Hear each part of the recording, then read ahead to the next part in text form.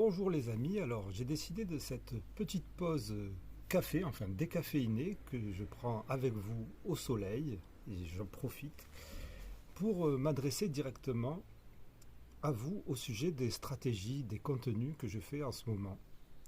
Alors, pourquoi j'avais envie de m'adresser à vous? Parce que je pense que de temps en temps c'est bon de faire quelques petites vidéos où je raconte un peu ce qui se passe, comment je vois tout ce qui se passe au niveau du podcast, de ce média d'Intensément Podcast, et aussi je vous fais participer à mes interrogations.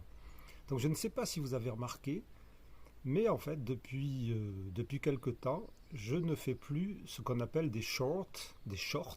Alors je ne parle pas des habits évidemment, je parle des reels ou des formats courts, verticaux.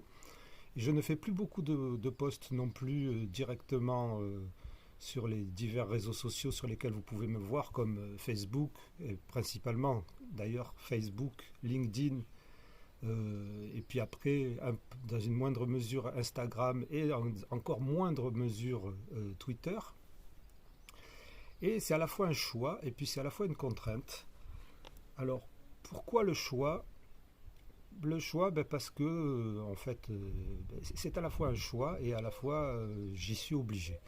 Je, je vous ai déjà dit ces derniers temps, je vous ai déjà peut-être parlé du métier, entre guillemets, du boulot de créateur de contenu, de youtubeur, de podcasteur. Et c'est un boulot qui prend énormément, mais alors énormément de temps, qui est extrêmement chronophage, qui stresse beaucoup parce qu'on est à la merci des algorithmes, qui prend beaucoup de charge mentale parce qu'on doit tout faire. On doit faire le boulot de 5-6 personnes en même temps. Alors c'est un peu le lot de beaucoup d'auto-entrepreneurs ou de beaucoup d'entrepreneurs. Mais bon, donc voilà, vous devez faire non seulement lorsque vous êtes un petit créateur comme moi, vous devez faire donc le travail de recherche, le travail de documentation, le travail d'écriture, le travail de tournage, le travail de montage, et le travail de graphisme, le travail de community manager. Et donc tout ça, c'est énorme pour la tête. C'est vraiment très prenant. Et quand on sait que tout cela dépend quelquefois juste d'un changement d'algorithme pour que tout le travail que vous avez fait tombe à plat, eh ben, c'est très stressant et c'est pas évident. Donc en fait, à un moment, c'est vrai que je me suis lancé dans beaucoup de formats différents, des formats courts, des formats machin, des formats choses, et puis je cherchais toujours à avoir la bonne image, le bon décor et tout ça.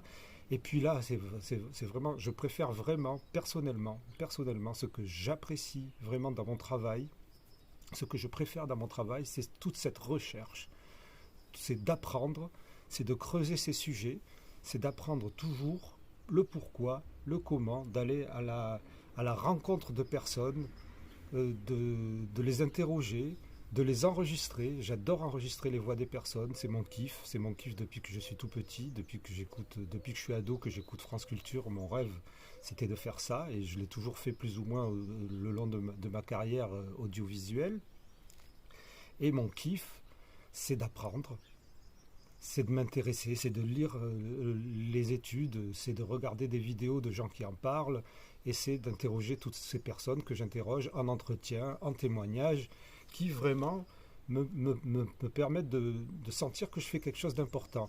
Mon kiff, c'est pas de faire une vidéo courte de 30 secondes où il va falloir que je fasse une intro précise parce que sinon ça attrape pas les gens, une outro précise, bref, voilà, ce qui me plaît, c'est tout le travail intellectuel qui me permet d'apprendre et de comprendre et de creuser, parce que j'aime bien aussi le travail de détective, le travail de documentation, le travail d'enquête. Ça, je kiffe à mort, le travail d'enquête, savoir qui a vraiment fait ça, qui a vraiment dit ça, et qu'en fait elle ou lui n'avait pas dit ça mais avait dit ça. Et c'est pour ça qu'en fait on peut voir quelquefois, on peut réaliser des debunks même si on n'est pas des spécialistes, tout simplement parce que les personnes se contredisent ou disent des choses qu'elles n'ont jamais faites. Voilà, enfin bref, voilà, vous comprenez.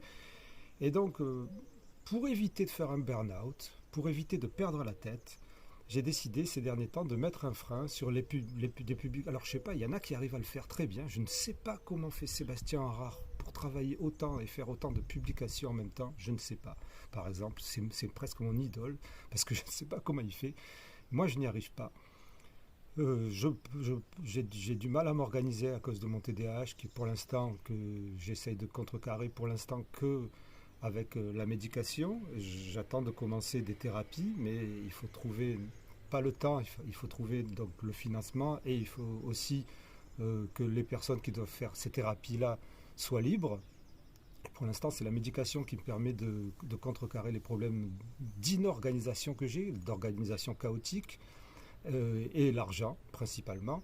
Et je vous remercie encore une fois toutes celles et ceux qui font des dons pour ce podcast parce que sinon j'arrêterai, je ne pourrais pas continuer, je n'aurais pas les possibilités, je n'aurais pas les moyens financiers de continuer ce podcast si vous ne m'aidez pas parce que c'est le financement participatif, comme je n'arrête pas de le répéter, c'est le financement qui permet à mon travail de vivre et à ce média de continuer. Donc je vous remercie intensément du fond du cœur, encore une fois. Il ne se passe pas une seule journée sans que je pense à vous. D'ailleurs, vous êtes tellement important que beaucoup de sujets viennent directement des échanges que j'ai avec certains des contributeurs et des contributrices de ce podcast. Et d'ailleurs, j'ai dans l'idée aussi, ça va être tactique, stratégique, et je n'ai jamais fait ça, de proposer peut-être des services payants d'orientation. Alors ça ne sera pas du coaching parce que je ne suis pas coach, ça ne sera pas de la thérapie, je ne suis pas thérapeute, ça sera de l'orientation comme j'en fais déjà directement avec tout un tas de gens qui me contactent et avec qui j'ai des contacts, que ce soit par Messenger, que ce soit par message, mais quelquefois en visio ou quelquefois en appel, des gens qui me contactent parce qu'ils sont perdus et qu'ils ont envie de me poser des questions. Pourquoi moi je privilégie telle ou telle personne, telle ou telle méthode, telle ou telle théorie, alors qu'en fait il y a toutes ces autres théories dans le monde et qu'elles ont envie de faire le tri et elles n'y arrivent pas par elles-mêmes. Je vais peut-être proposer ça. Alors c'est en réflexion parce qu'encore une fois, comme je vous ai dit, j'ai pas le temps, mais je ne peux pas tout faire et j'ai vraiment besoin de financement. Donc je vous remercie et je voulais savoir si cela vous dérangeait que j'ai pris cette optique de ne pas faire justement ces shorts, ces réels, de ne pas faire beaucoup de communication et de m'attacher principalement au sujet, au format et à ce qui est dit dans ces formats, à ce qui est recherché, à ce qui est communiqué, plutôt que dans la communication de community manager. Voilà. Et alors, quand j'aurai de l'argent, peut-être je payerai un community manager pour le faire, mais là, je ne peux pas. C'est très difficile. Je suis toujours en recherche d'un sponsor. Il y a quelqu'un qui m'a contacté pour pouvoir m'aider dans ce sens-là. D'ailleurs, il y a plusieurs personnes qui m'ont contacté pour m'aider. Et franchement, je les remercie encore une fois. Et je vais voir comment ça va évoluer. En tout cas, je voulais vous dire que voilà, je ne peux pas tout faire. J'essaye de tout faire, je ne peux pas tout faire. Et c'est très difficile avec mes enfants, avec la vie que j'ai, avec le TDAH, avec l'anxiété, avec la précarité en fait de mon travail et de mes activités et de ma vie. Je le fais au maximum et j'espère que ça ne vous dérange pas le tournant que ça a pris, c'est-à-dire aussi en même temps l'esthétique de me mettre juste en coin, c'est aussi pour pouvoir faire ça plus rapidement, de n'avoir pas à réfléchir sur le décor, de n'avoir presque pas à réfléchir sur autre chose que les contenus que je lis et que j'ai envie de vous transmettre, plutôt que de savoir comment je vais m'habiller, quel décor il va y avoir derrière moi, et si l'image elle va être parfaite, si mon image va être parfaite. Non, ce qui m'intéresse moi, c'est ce que je vous transmets.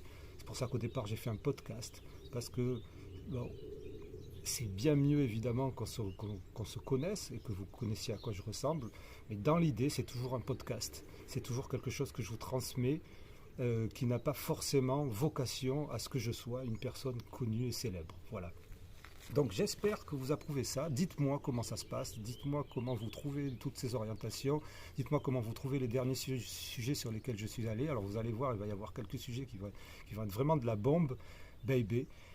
Et voilà, c'était le message du mercredi, un mercredi où je n'ai pas les enfants, parce qu'un mercredi sur deux j'ai les enfants, et le mercredi où j'ai les enfants, je fais taxi, et là, c'est impossible. Je les amène à toutes leurs activités, à tout ce qu'il faut faire et tout ça, et là, c'est impossible de faire quoi que ce soit. Sportez-vous bien, j'espère que vous vous portez bien. Et je vous dis à la prochaine. Vous allez voir, vendredi, ça va être quelque chose d'énorme.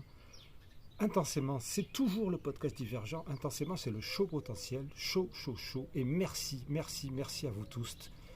Vraiment, c'est un message d'amour à vous tous. Merci. Décaféiné, ça va ?